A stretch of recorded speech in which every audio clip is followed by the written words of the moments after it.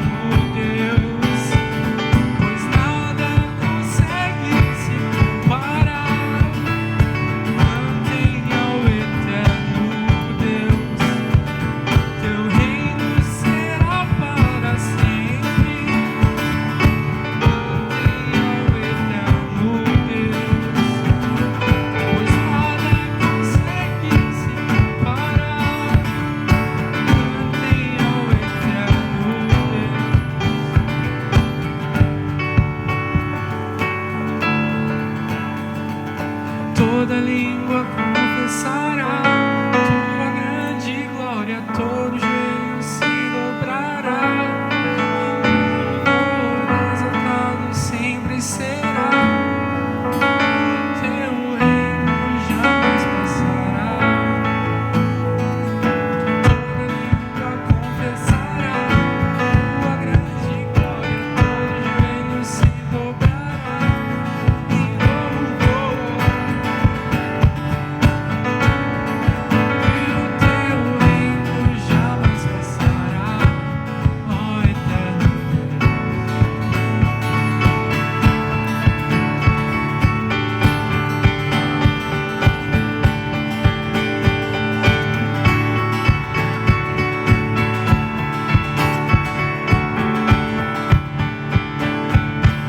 Boa noite, irmãos, graça e paz. Nós estamos mais uma vez reunidos para a realização deste culto de louvor e adoração ao nosso grande Deus. Eu gostaria de convidar você a abrir a sua Bíblia em 1 Coríntios capítulo 15, versículo de número 58. Nós faremos a leitura desse texto e depois estaremos meditando nele nesta noite. 1 Coríntios capítulo 15, versículo 58. Diz assim a palavra do Senhor: portanto, meus amados irmãos, sede firmes e constantes, sempre abundantes na obra do Senhor. Portanto, meus amados irmãos, sede firmes e constantes, sempre abundantes na obra do Senhor. O capítulo 15 de 1 Coríntios é um texto apologético, ou seja, é um texto onde o apóstolo Paulo faz a defesa da doutrina da ressurreição. Em todo o capítulo 15 ele vai falar a respeito disso, vai argumentar a respeito dessa questão da ressurreição de Jesus Cristo. E ele faz isso porque a ressurreição é fundamental na fé cristã, não é? Como o próprio apóstolo Paulo disse lá no verso 14: se Cristo não foi ressuscitado, logo é vã a nossa pregação e também é vã a nossa fé. Paulo, ele está escrevendo para os irmãos que formam a igreja de Corinto. Coríntios era uma cidade que sofria muita influência grega, não é? Porque ela estava bem próxima da cidade de Atenas, e era uma igreja que também era composta de gregos convertidos. Mas os gregos, na sua estrutura de pensamento, na época de Paulo, negavam a possibilidade de um morto ressuscitar. Portanto, os gregos tinham dificuldade de entender a questão da ressurreição e, na verdade, negavam a possibilidade da ressurreição. A Bíblia vai nos contar, por exemplo, que lá em Atos 17, durante as viagens de Paulo, ele passa por Atenas. E a Bíblia vai dizer que ele ficou espantado com a quantidade de deuses que havia na cidade. Na verdade, Paulo fica espantado com um altar que acomodava centenas de deuses. E nesse altar, o apóstolo Paulo observa que havia um espaço destinado a um Deus desconhecido. Evidentemente, os atenienses construíram aquele altar com a intenção de homenagear os deuses, mas eles também tinham medo de se esquecer de algum Deus, e por conta disso eles deixam um espaço no altar para acomodar um possível Deus desconhecido. O apóstolo Paulo então é tomado de compaixão diante da idolatria dos gregos e começa a anunciar o evangelho a eles.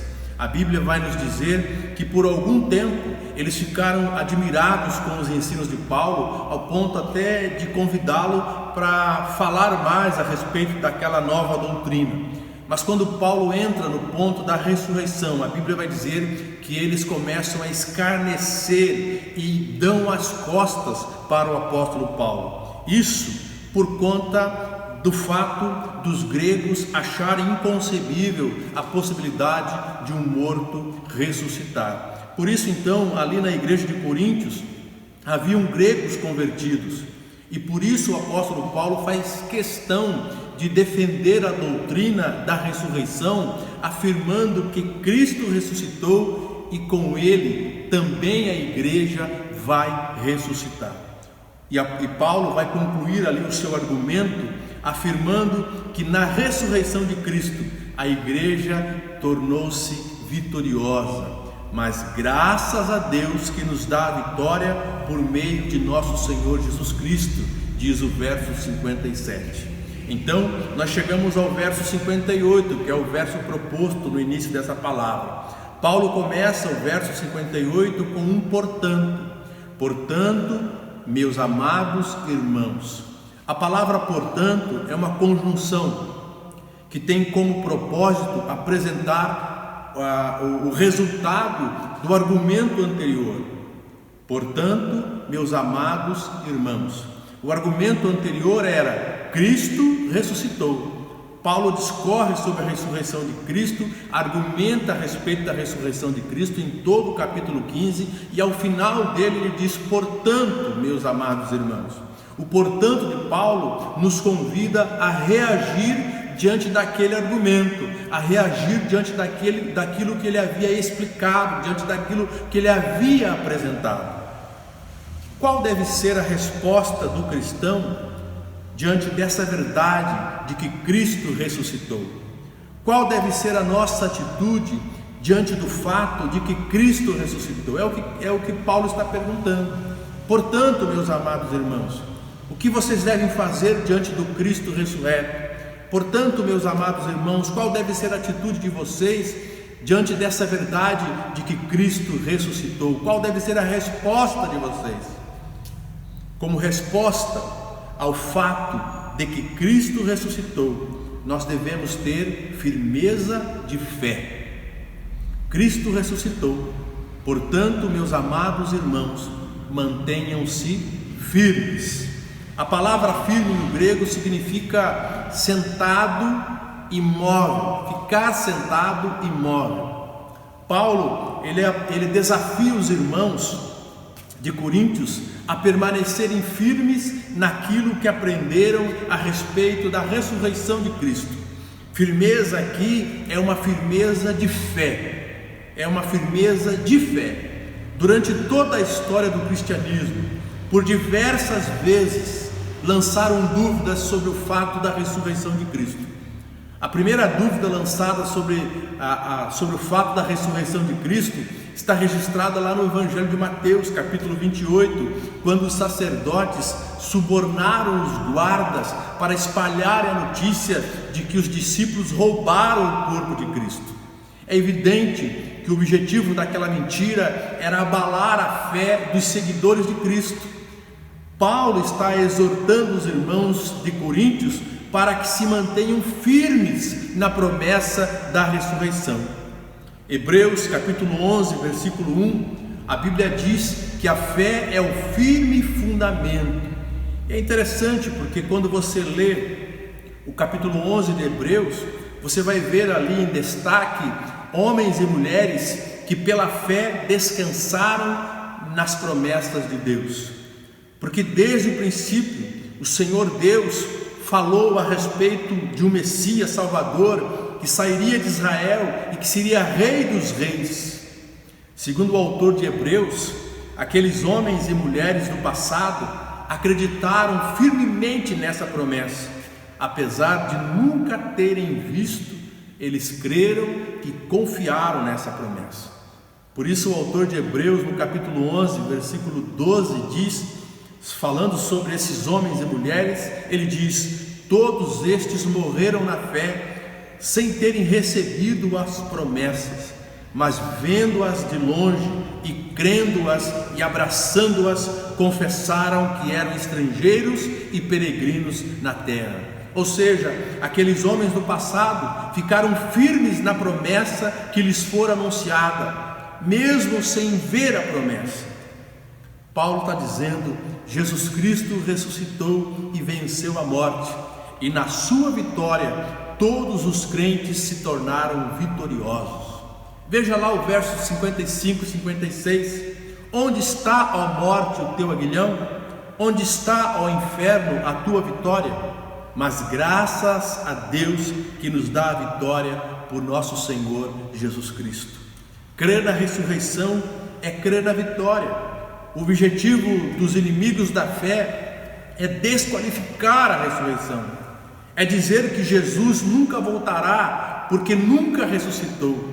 Muitos duvidam da volta de Jesus simplesmente porque não têm fé na ressurreição, porque não acreditam que Jesus Cristo um dia ressuscitou, porque se acreditassem que Ele um dia ressuscitou, também creriam que um dia Ele vai voltar, porque Ele vivo está. E muitos que caminham com Cristo abandonam a fé porque desacreditam na promessa da volta de Jesus. Paulo está dizendo aos irmãos ali de Coríntios: fiquem firmes na promessa. Muitos estão dizendo que não existe ressurreição, mas eu lhes afirmo, Cristo ressuscitou, por isso fiquem firmes nesta palavra e firmes nessa promessa. Ficar firme, como eu disse, é descansar em meio à tempestade.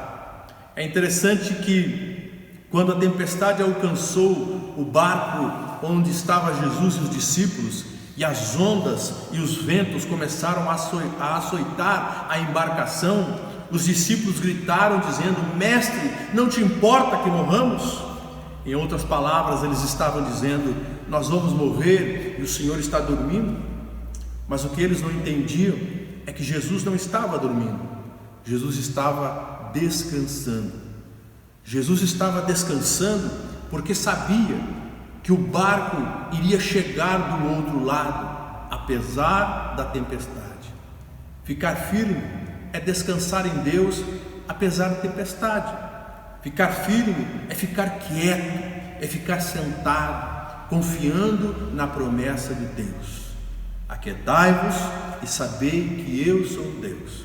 Se a palavra de Deus diz que Jesus Cristo ressuscitou, que na sua ressurreição nós somos vencedores, então devemos confiar nisso, devemos nos aquietar, abandonar toda a murmuração e simplesmente confiar na promessa do Senhor. Mas existe um segundo ponto nessa palavra. Como resposta ao fato de que Cristo ressuscitou, nós devemos ficar firmes, mas também devemos ser constantes, diz o apóstolo Paulo. Fiquem firmes e constantes. Firmes e constantes parecem palavras sinônimas, ou seja, parecem querer dizer a mesma coisa, mas existe diferença. Constante significa inabalável, irremovível. A palavra firme descreve alguém imóvel, sentado, que não muda facilmente por si mesmo. Enquanto que constante descreve alguém que não é movido por outros ou por circunstâncias exteriores. O constante é aquele que não permite que as influências exteriores o abalem. Esse é o constante. Uma árvore plantada num lugar calmo, sem ventos ou tempestade, está firme. Mas essa mesma árvore, debaixo de ventos violentos e forte tempestade, é constante, porque o vento vai forçá-la de um lado para o outro, tentando tirá-la do lugar, mas ela permanece constante no lugar onde foi plantada. Ou seja, uma árvore constante é aquela que, sendo atacada pelos ventos, permanece no lugar. Constante, então, é aquele que guarda o seu posto, mesmo sob ataque intenso dos inimigos. Os irmãos de Coríntios estavam sendo atacados por todos os lados. Havia divisão na igreja, problemas morais, além daqueles que pregavam contra a ressurreição de Cristo. A preocupação de Paulo é que aqueles irmãos não desanimassem, não cedessem ao engano, não se afastassem da verdade que foi ensinada a eles no início daquela igreja. Havia muita pressão para que eles abandonassem aquela fé na ressurreição. Havia muita pressão para que eles deixassem de crer na ressurreição. Veja o que Paulo diz lá no começo dessa carta em 1 Coríntios. Ele diz lá no versículo 1 e 2 do capítulo 15 de 1 Coríntios: Irmãos, venham lembrar-vos o evangelho que vos anunciei, o qual recebeste e no qual ainda perseverais. Por ele também sois salvos, se retiverdes a palavra tal como vô-la preguei, a menos que tenhais crido em vão. Paulo conhecia o perigo dos falsos ensinos na igreja, pois ele havia tratado esse mesmo problema lá na igreja dos Gálatas. A igreja dos Gálatas também foi influenciada por falsas doutrinas e os irmãos estavam se desviando do caminho que é Jesus por conta dessas falsas doutrinas. Leia lá Gálatas capítulo 6, versículo 1 e veja o que Paulo diz: maravilho-me de que tão depressas passasses daquele que vos chamou a graça de Cristo para outro evangelho. É fácil permanecer firme em tempos bons, de fartura, em tempos de bonança, de mar tranquilo, de ventos calmos. É fácil permanecer firme nessa circunstância. Paulo exorta os irmãos a permanecerem firmes no meio da tribulação, no meio da perseguição, no meio do ataque dos lobos. Isso é ser constante, é ser firme em meio à tempestade. Mais uma vez, eu me lembro de Jesus na tempestade com os discípulos. No início da viagem, Jesus e os discípulos estavam firmes. Jesus dormia e os discípulos curtiam a travessia. Mas quando a tempestade chegou, Jesus continuou tranquilo, sendo constante naquilo que estava fazendo, descansando. Enquanto os discípulos entraram em pânico, entraram em desespero. Paulo está dizendo que nós precisamos permanecer constante, ou seja, nós precisamos imitar Jesus Cristo e permanecer descansando no Senhor, mesmo em meio a tempestade e ventos fortes. Se começamos a viagem na tranquilidade e agora estamos vivendo um tempo de tribulação, vamos permanecer firmes da maneira como começamos a nossa fé. Jesus Cristo venceu a morte, a vitória está garantida e só podemos enxergar essa verdade se estivermos firmados na fé, uma fé constante. E por fim, eu quero lembrar você a respeito da abundância, porque o resultado de um coração ou de uma fé firme e constante é a abundância.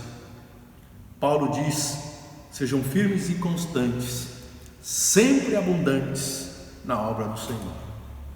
Abundar significa exceder, ir a mais e acima de um certo número ou medida.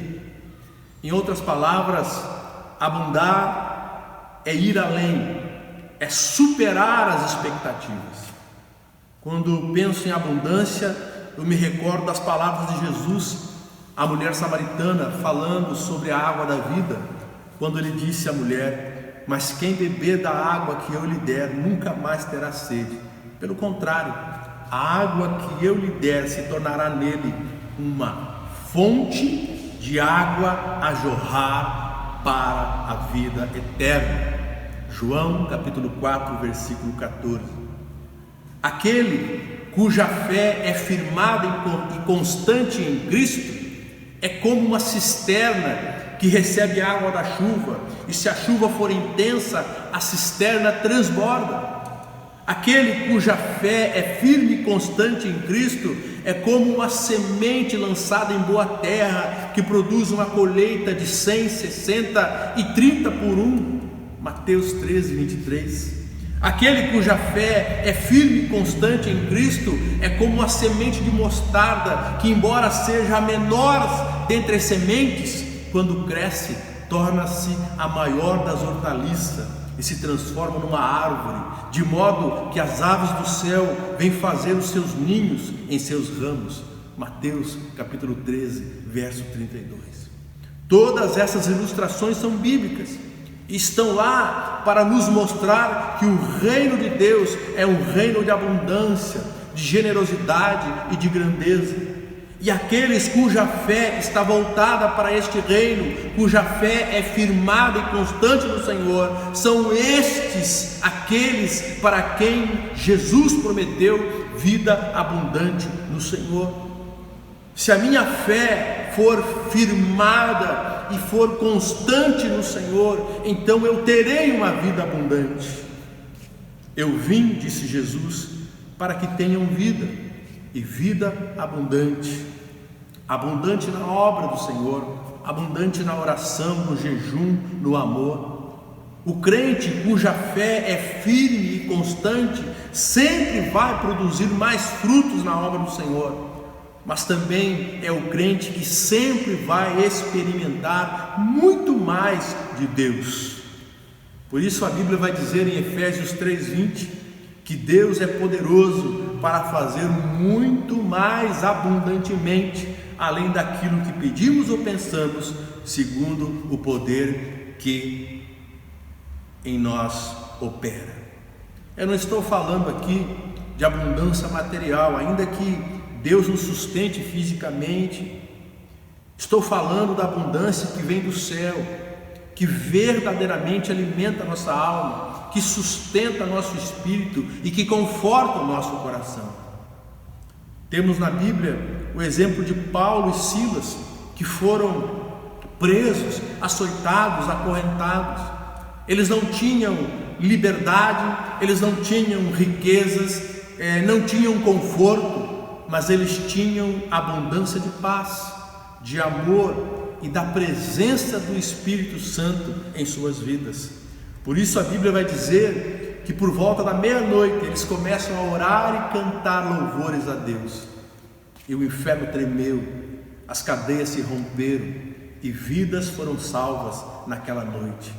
Certamente Paulo e Silas não esperavam que aquilo pudesse acontecer.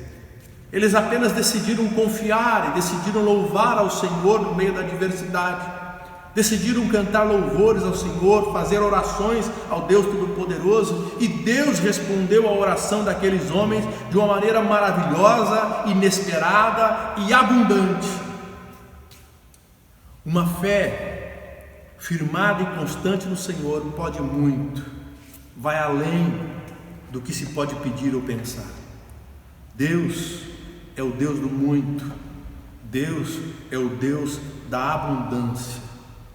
Aqueles que permanecerem firmes, aqueles cuja fé estiver firmada e constante no Senhor, poderão receber a resposta de Deus, como está em Jeremias 33:3. Clama a mim e responder-te-ei, anunciar-te-ei coisas grandes e firmes que não sabes. Queridos, em meio a este tempo de incertezas, de isolamento, de dificuldade, nós devemos ouvir o conselho de Paulo. Meus irmãos, sede firmes e constantes. Sede firmes, aquietai-vos, descansem no Senhor. Sejam constantes, não permitam que as circunstâncias, que as influências, que aquilo que o mundo fala e diz os abale.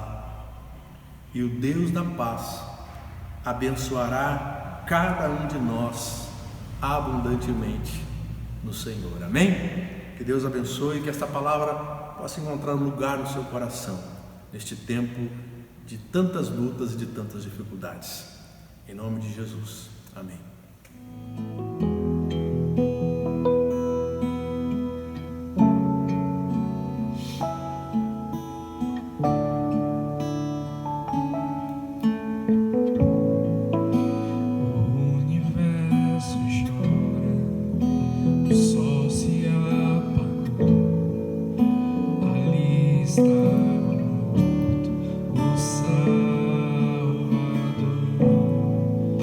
Seu corpo lá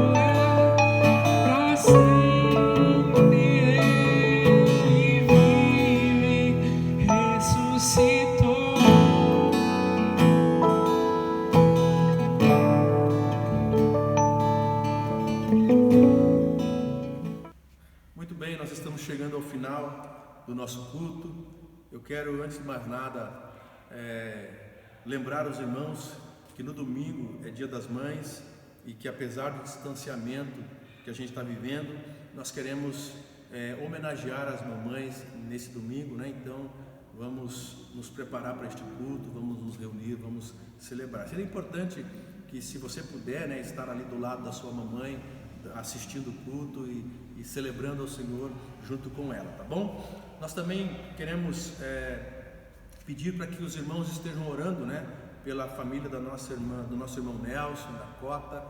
Como é do conhecimento dos irmãos, o Senhor recolheu, né, o Luizinho, o Luiz Camargo, e nós estivemos ali junto com a família, né, acompanhando ali no velório, no sepultamento, e queremos que os irmãos orem para que Deus esteja confortando o coração dessa família e abençoando a cada um deles, né, em nome de Jesus. Vamos também continuar orando, né, pelos enfermos, de uma forma muito especial, colocar também diante do altar de Deus a vida da mãe, né, do nosso irmão Ígio, para que Deus esteja ali também trabalhando naquela casa, naquela família, né, em todas as famílias da nossa igreja. Não vamos deixar de orar pelo nosso país, por aqueles que estão enfermos, né, internados nos hospitais por conta desse vírus que assola o nosso país. Vamos orar, né? Nós cremos que Deus pode fazer muito, né, mas muito mesmo, se nós permanecermos firmes e constantes, né? Nós cremos que Deus pode reverter este quadro e mudar essa situação. Vamos orar? Pai querido, nós te agradecemos mais uma vez pelo dia de hoje, pelo seu cuidado, por esse momento aqui, Deus, de culto junto com os irmãos. Apesar desse distanciamento, Pai, nós estamos ligados uns aos outros pelo sangue do Cordeiro, Pai. Queremos também, Deus amado, colocar diante do teu altar, ó Deus, a vida dos nossos irmãos que estão enfermos, ó Pai. Pedimos mais uma vez pela vida do irmão Ísio, Pai amado, pela sua mamãe, ó Pai, que o Senhor possa alcançar o teu servo ali, a tua serva, derramando sobre eles, ó Deus, o teu maravilhoso cuidado. Queremos também, Deus, interceder pela vida da irmã Cota, do irmão Nelson, Deus, por essa família que está vivendo esse tempo de luto, que o Teu Espírito Santo, Pai, possa confortar os corações ali e derramar sobre eles do cuidado do Senhor, ó Pai. Pedimos também pela nossa nação, que está vivendo um tempo de caos, um tempo de dificuldade, um tempo de luta.